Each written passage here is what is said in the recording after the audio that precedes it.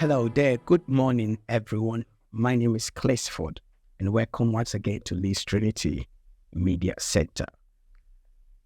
As I told you earlier on today, the purpose for us meeting is to discuss or to find out the lived experience of people who participate in disabled sports, so that people outside can know and identify what is going on within disabled sports.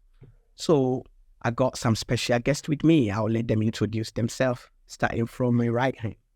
My name's Philip Green. Okay. My name's Charlie Brown. All right. I'm Catherine Fielding.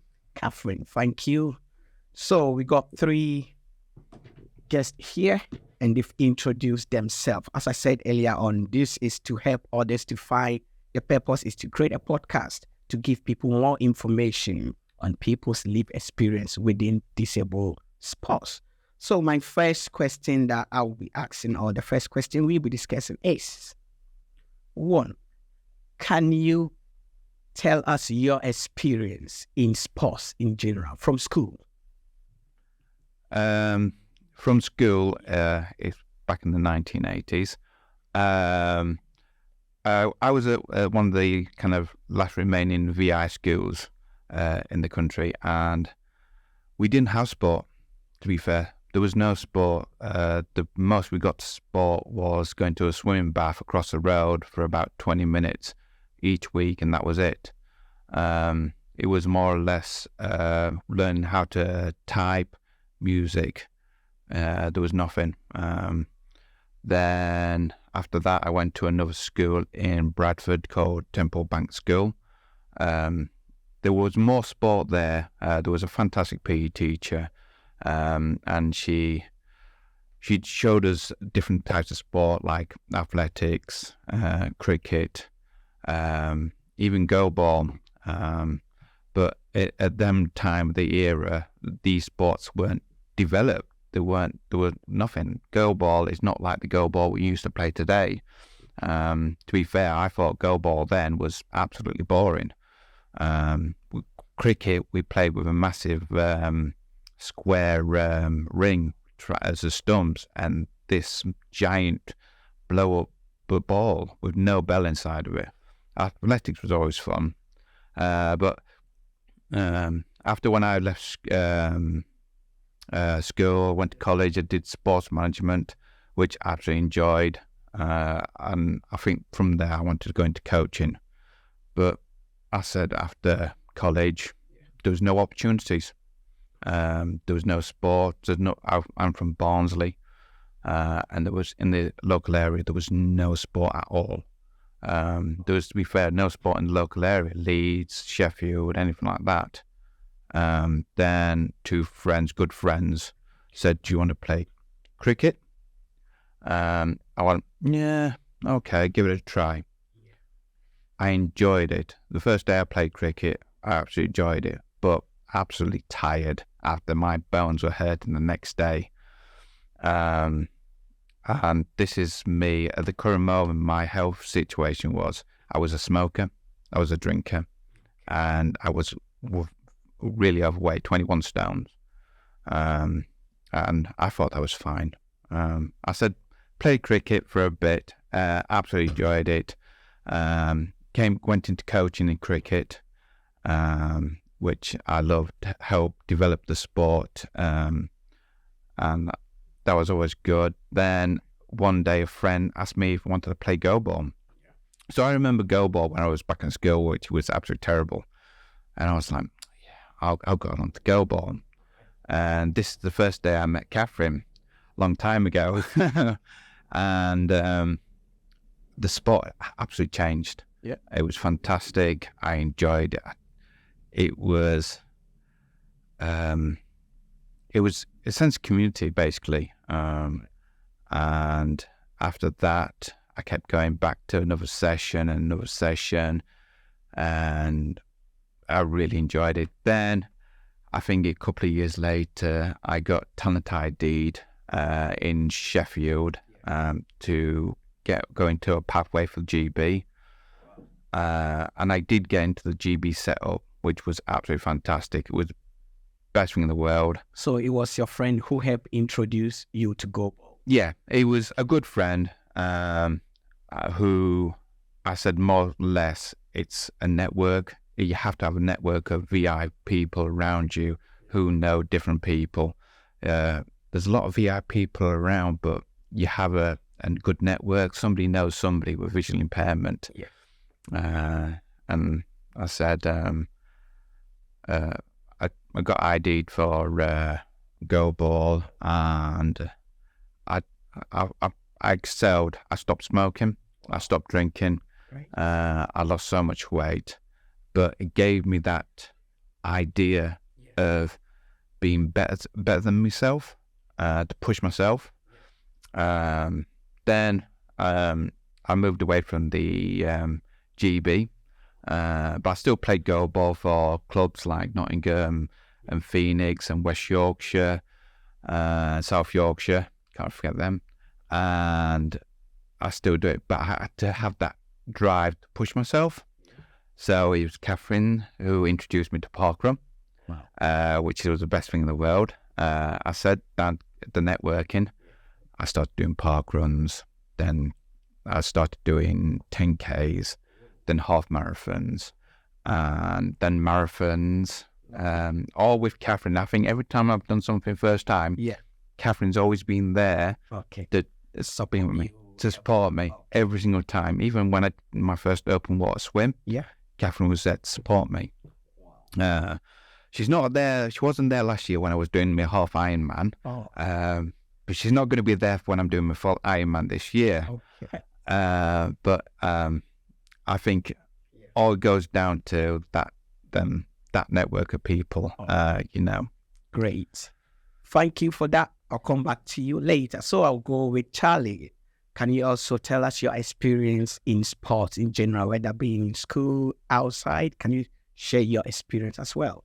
Well, what I can say for a start is my experience in school was like very different compared to Phil's, especially because he's 20 years older than me.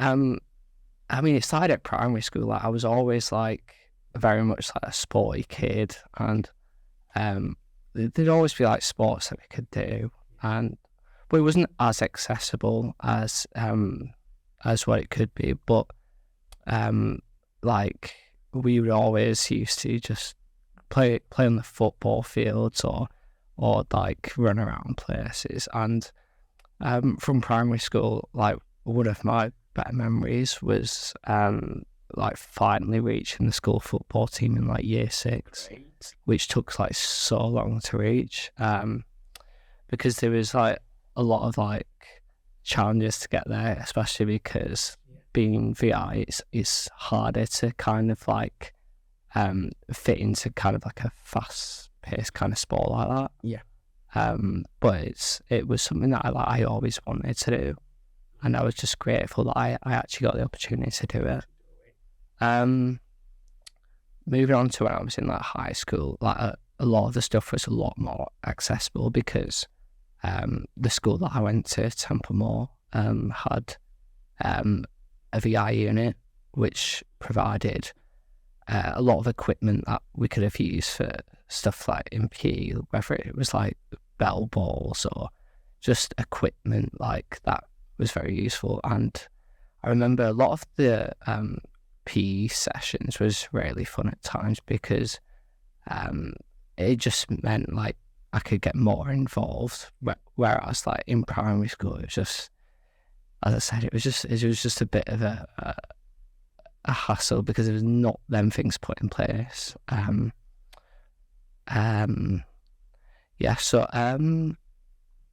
I guess what I can also say about high school is that the staff there was like very helpful, and whenever you needed something changed, especially in them kind of PE sessions, there was always they'd always do it for you. To support our kid. When I was in high school, I also got involved with the Legionnaire Foundation, which was run by Anthony Hall at the time. And I remember that was like probably one of my funnest times as as a young teen because you was able to go across Yorkshire and just play football, and it was something that I wanted to do as a kid. But obviously, there was always them barriers of like trying to get to that position. But Anthony is someone that I always kind of looked up to because he gave me that opportunity to do something that I really wanted to do. And it also like helps me quite a lot because I've played with a lot of people that I would have considered friends, and some people that I even like speak to today, which is quite a nice thing to have. And then once I met Anthony, then whilst doing auctioneers, then I met Catherine. Whilst she was doing like a goalball a goalball session, and it was kind of just a twist of fate because Catherine could have known that I was going to turn up or whatever. And I just remember we just played it as if we was playing it in school. We had the blue marks, we had no goals back then.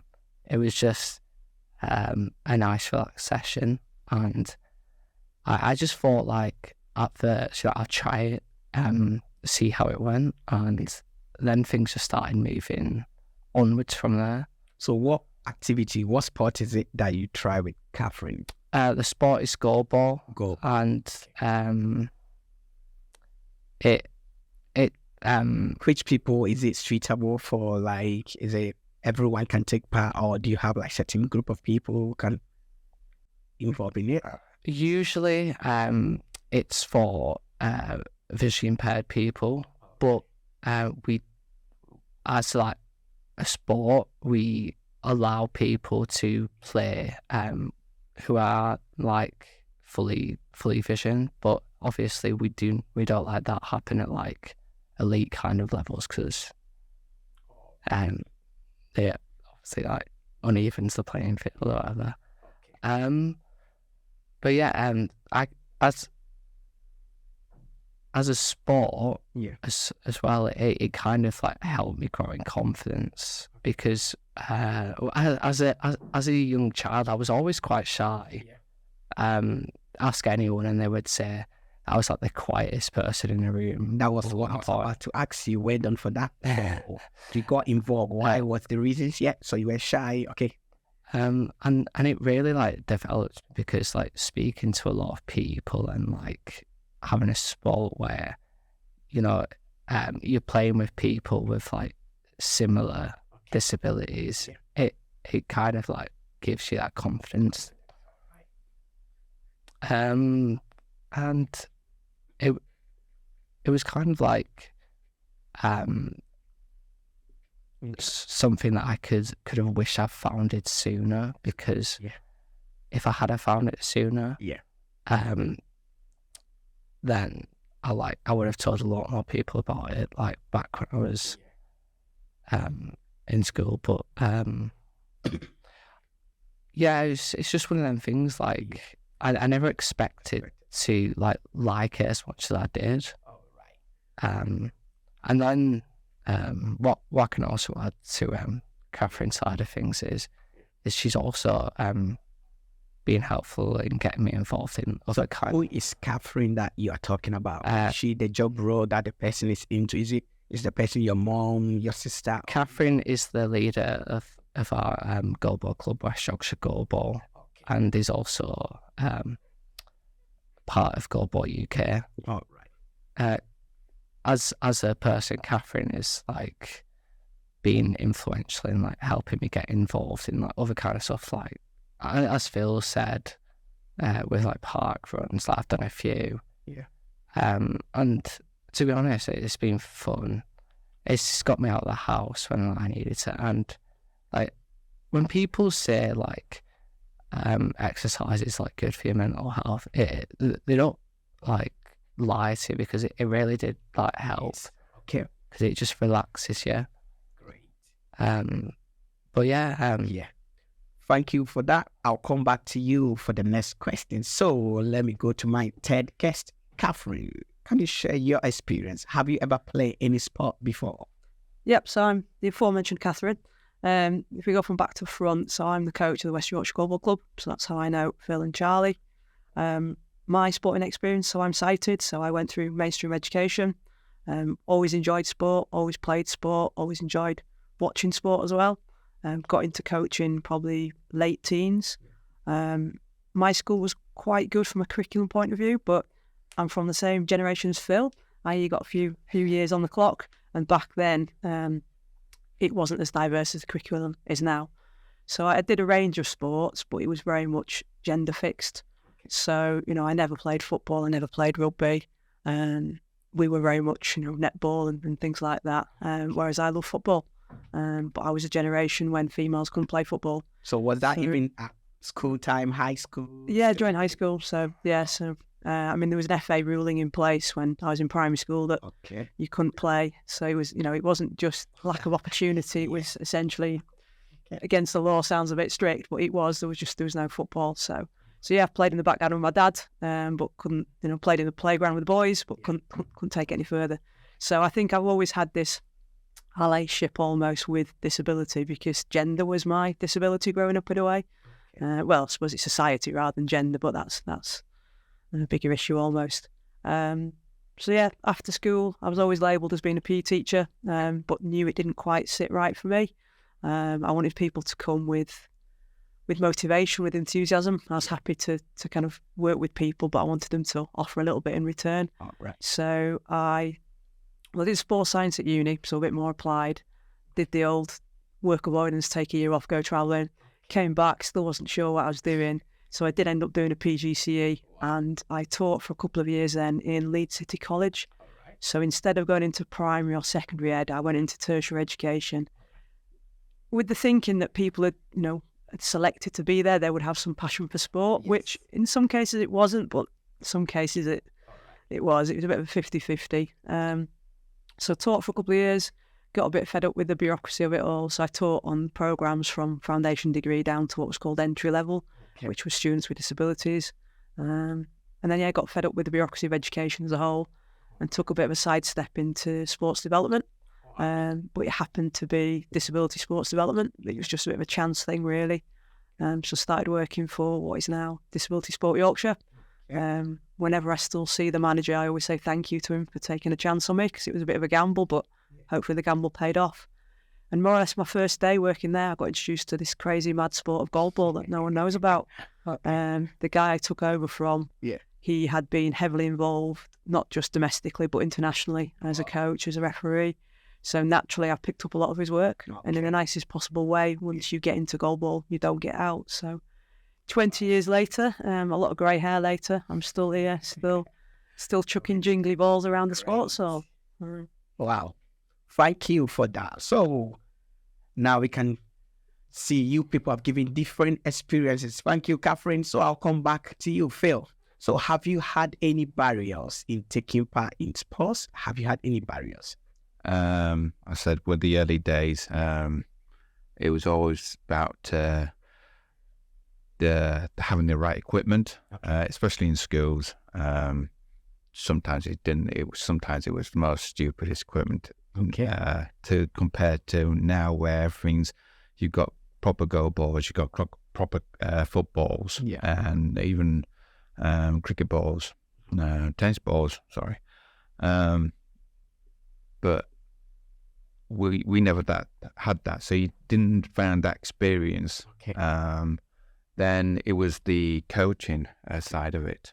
That was always another barrier, because sometimes it was like, it's a go ball, just throw it. You know what I mean? That was it. You got to try and stop it, throw it. That's more than less. Then you go, I said, more other barriers is gyms. I've been to loads of gyms at the current moment, and it does make me laugh, where you have a lovely modern gym and the gym mats are black. You got grey, kind of dark grey carpets. You have weights what are black. You have the barbells what are silver, Some of the gym equipment is all like dark grey and black. So basically, you can go around the gym bumping into things, and bumping into other people, tripping over equipment, and you can actually go to the reception, tell them these scenarios, but it never works out. Sometimes it's always as well with booking like assistance for gyms, where it's you want to have a 2-hour session, but probably only can have for 45 minutes with an instructor. That's another major barrier.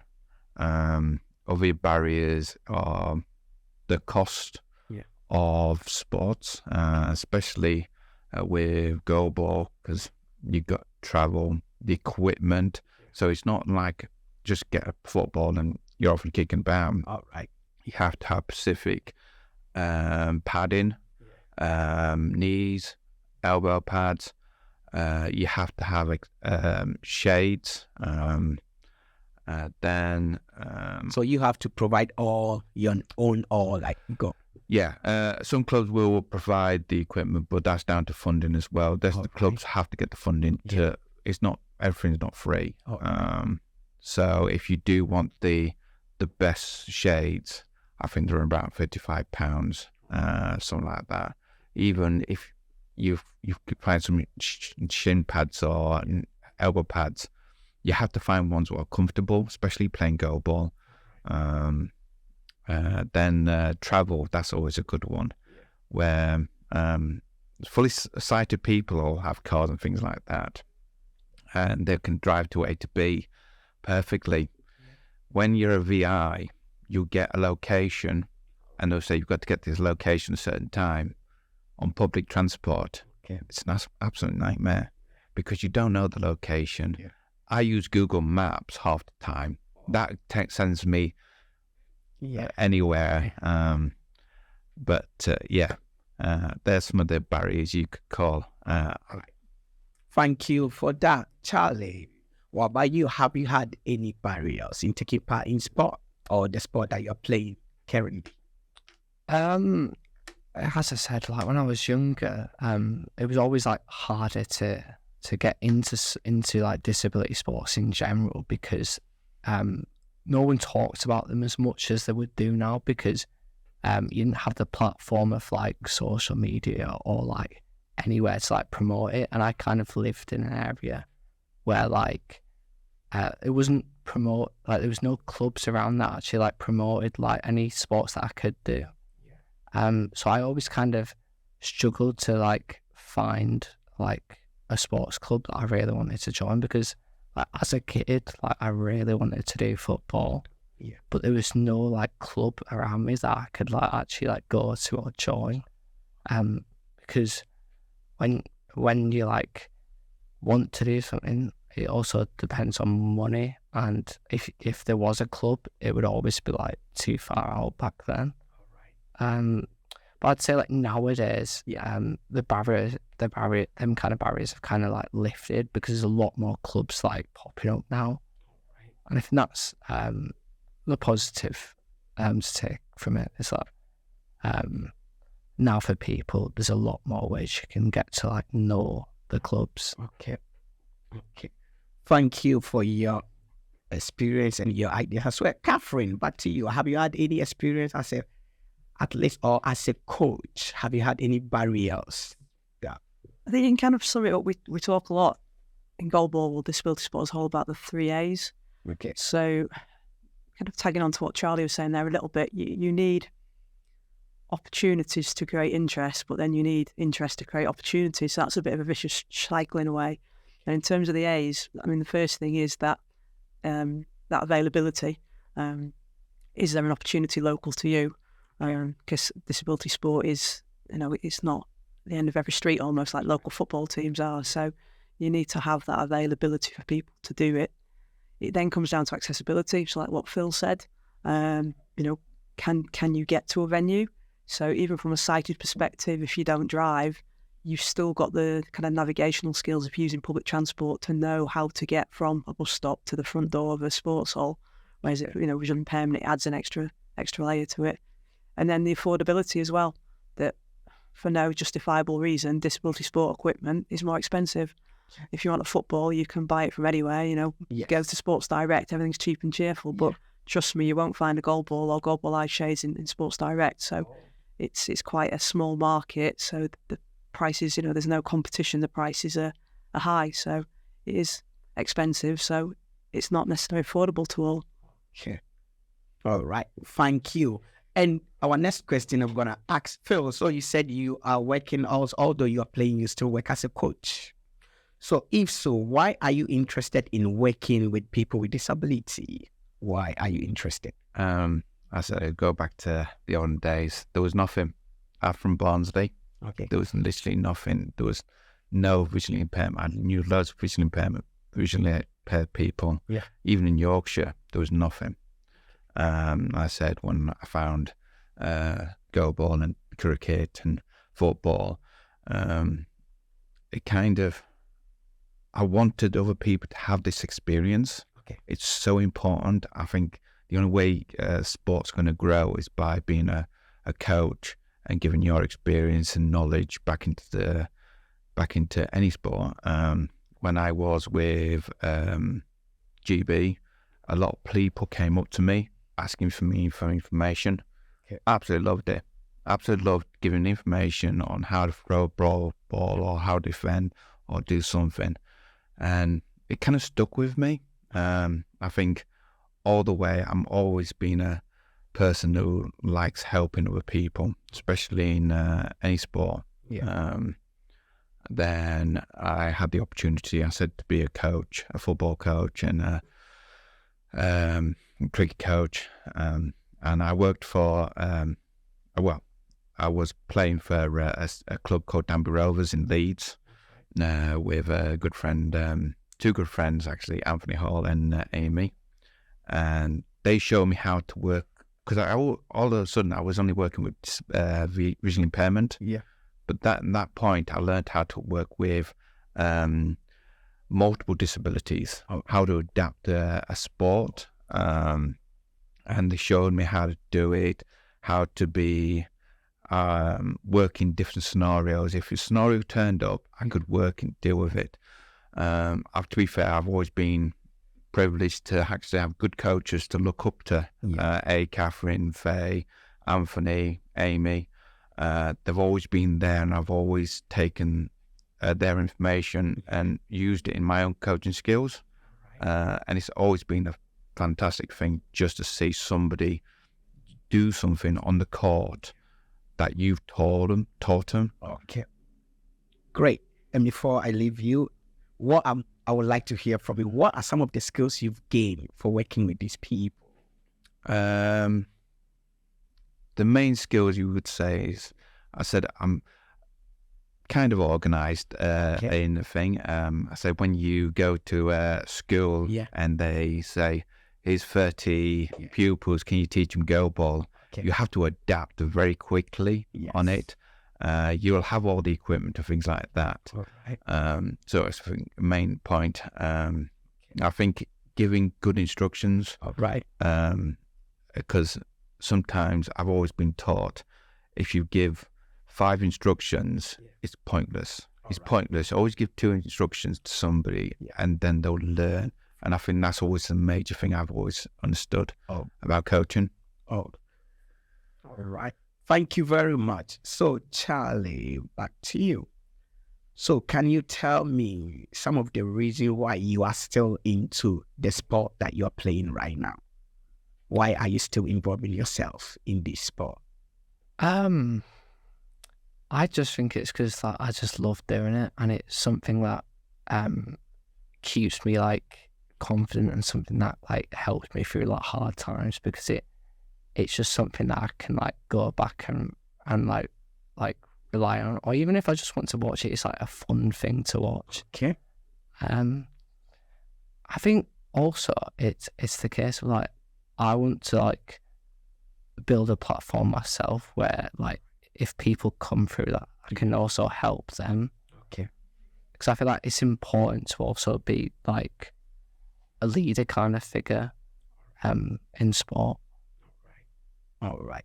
Thank you for that. So, Catherine, why are you interested in working with people with visual impairment or with a disability? Because you said you are a coach. Why? I wouldn't say it was an interest. It wasn't something I consciously did. I fell into disability coaching, and you take away that word disability, it's coaching sport. It just so happened to be disability participants, and like what the boys have said, it's that sense of belonging. It's being part of a team.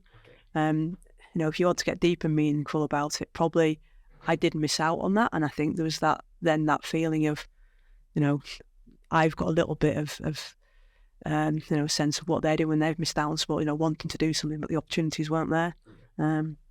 But for me, it's just sport. It's just coaching sport. So the eye shades are a piece of equipment, really. It changes the way you coach if someone has visual impairment, but that's the same in any coaching environment. We're not all robots. So whatever you're coaching, whoever you're coaching to, you have to adapt to the person. The people I work with have probably got more pronounced differences to maybe if you were coaching your under-8s boys football team, then physiologically they're going to be very similar. In terms of social development, in terms of intellectual ability, they're all going to be quite similar. But I think in goalball, it's all walks of life. So it stretches you from that perspective as a coach, which is challenging. All right. And also, what skills have you gained for working as a coach? What skills have you gained in working with different people? Like what Phil said, it is that adaptability. I just made a point of it as well that you do have to think and plan, and it's not just cut and paste and repeat. The interactions, learning from others as well. Just interesting. I like watching other coaches in other sports, see what I can get from that. It brings out all the teamwork skills, all the communication skills. If you want to drill down into it a bit more, analytical stuff as well. You can. It's good sometimes to be tactical, trying to apply things, and sometimes they work, sometimes they don't, and it's learning from that. So. That's great. Very interesting point. Our last question that I'll be asking is, what have you enjoyed so far in your sports that you're working in currently or that you've taken part?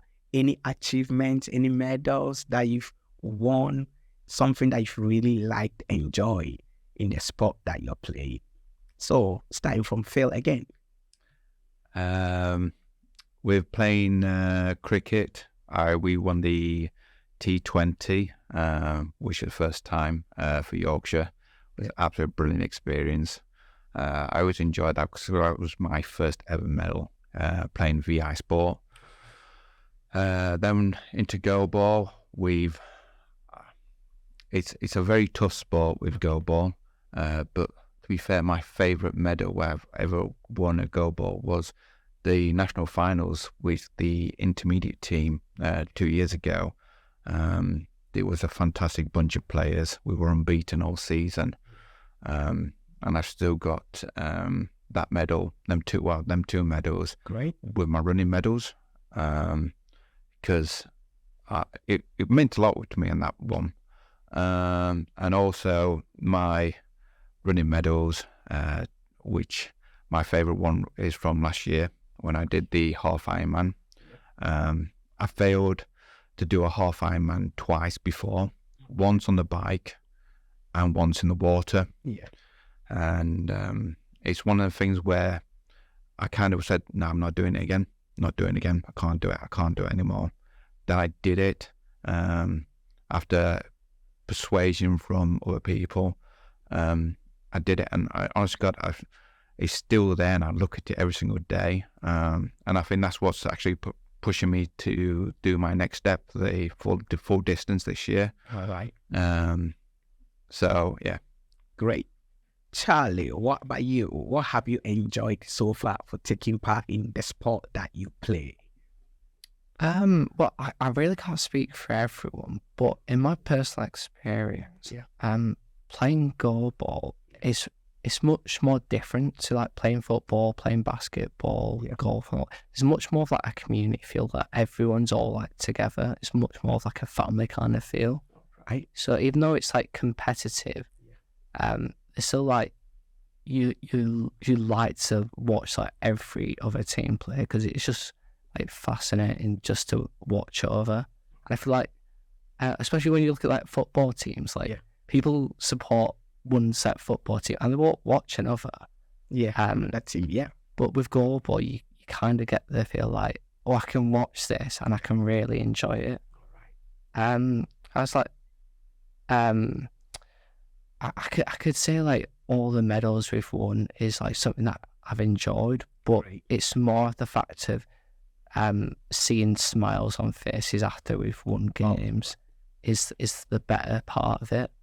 It's always nice to see like people like really happy after, and I mean that's all I can really put. Great, thank you for that. And Catherine, what have you enjoyed so far?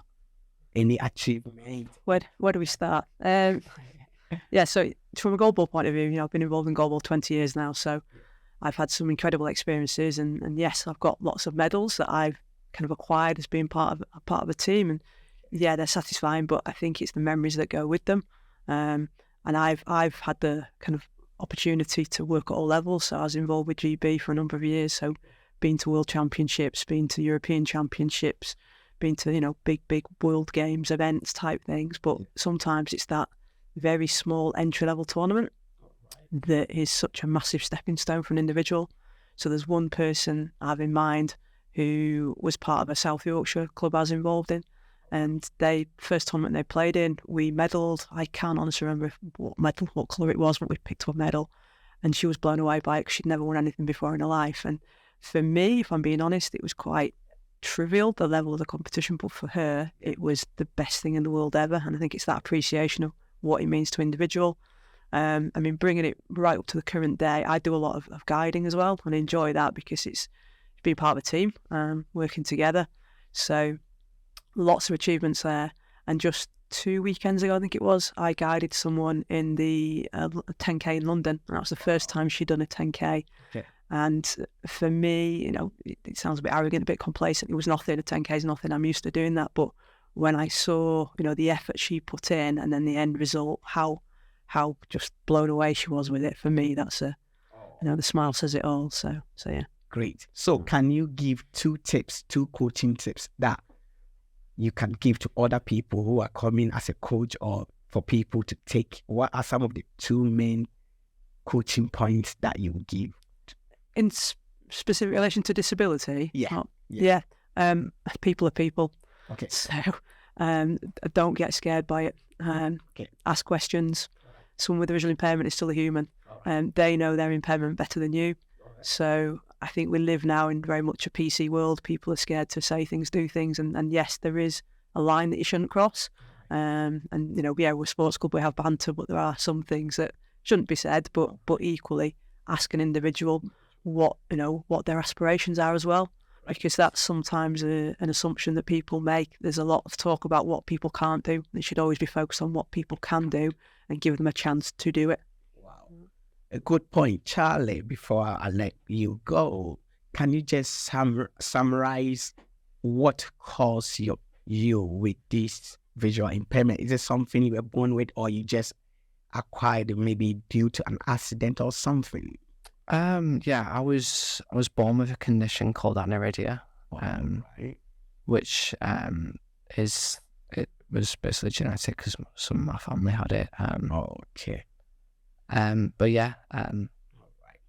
Yeah, glad at least you got your coaches supporting you, and I can see smiles from you, meaning you got a lot of people supporting you. Thank you for that. What about you, Phil? With your impairment, how did that happen, or how did it come about?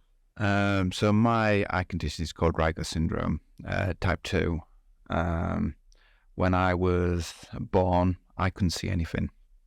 I had no visual until I was, I think it was 3 or 4, I was told. Then also my eyesight came back, and it did improve. And then it got to about mid-20s, then I started losing it. So it's basically a distance thing. So from close up, I probably you can see details and things like that. Oh, right. Far away, I probably couldn't tell you anything. somebody could be walking past me and they could wave, wouldn't even know. And I think that's one of the drawbacks. I think there were people who walk past you going, "You were a bit rude." I'm like, "Didn't see you." Great. Thank you very much, all of you, for your time and your contribution. I know it's not easy, but you spend your time coming here, sharing your experience. And I know a lot of people, coaches, other people want to take part in any sport. They can also feel free based on your experience, the knowledge that you've shared.